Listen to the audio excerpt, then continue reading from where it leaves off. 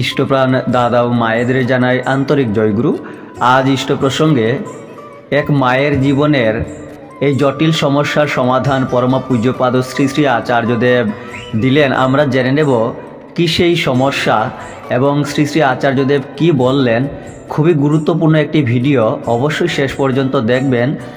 এই মাসের অগ্রহায়ণ মাসের আলোচনা পত্রিকায় তা প্রকাশিত হয়েছে।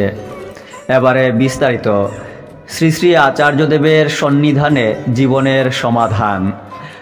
বরজুড়া থেকে এসেছেন এক মা, নিবেদন করলেন ছেলের বিয়ে দিয়েছিলেন, 5 বছর পর ডিভোর্স হয়ে গেছে, আবার বিয়ে করবে যাতে বাকি জীবনটা সুখে থাকতে পারে। তার জন্য আশীর্বাদ প্রার্থনা করছেন শ্রী শ্রী আচার্যদেবের কাছে।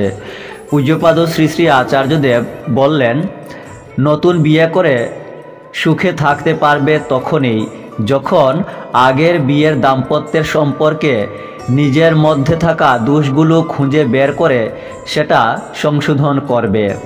নচেত আরও একটা মেয়ের জীবন নষ্ট করে এইবারের জীবনটাও সুখের হলো না বলে আক্ষেপ করে কোনো লাভ নেই। মাটি জানালেন, আগে আমার ছেলের কোনো সমস্যা ছিল না, বউটি ঠাকুর মানত না, তাই নিয়ে প্রধানত ছেলের সমস্যা ছিল।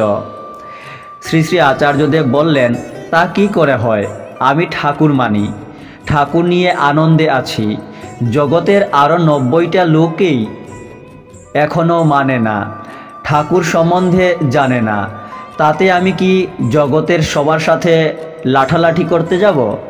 আমি ঠাকুরকে মানি কি লোককে ভালোবাসতে পারার জন্য, না মানুষের সাথে সকলের সাথে যুদ্ধ করার জন্য? তাহলে ধরে নিতে হবে আমি আর যাই মানি ঠাকুরকে মানি না। আমার মধ্যে যদি সেই প্রেম না থাকে, আমার স্ত্রী কেন আমার কথা শুনবেন? বাবা মা হয়েছেন যখন, আগে ছেলের কোথায় ভুল কোথায় দোষ সেটা স্বীকার করুন। যেটা ভুল যেটা অন্যায় তাকে বুঝিয়ে প্রয়োজনে শাসন করে শুধরে দেওয়াটা বাবা মায়ের কাজ, মানসিকভাবে মায়ের কাজ। মানসিকভাবে আগে নিউট্রাল হয়ে ভালো করে দেখা দরকার ছেলের কোথাও কি গুণের কোনো ঘাটতি আছে, যদি থাকে সেইটা আগে শুধরে নিয়ে তারপর পরের বিয়েতে এগোও।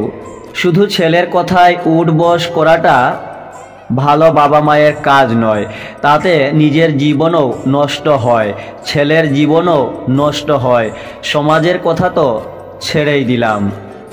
সূত্র আজি হাম কি পেখলু, লেখক সম্রাট দাস। আলোচনা অগ্রহায়ণ 1430 হইতে সংগৃহীত শ্রী শ্রী আচার্যদেবের মূল্যবান কথাগুলি। জয় গুরু।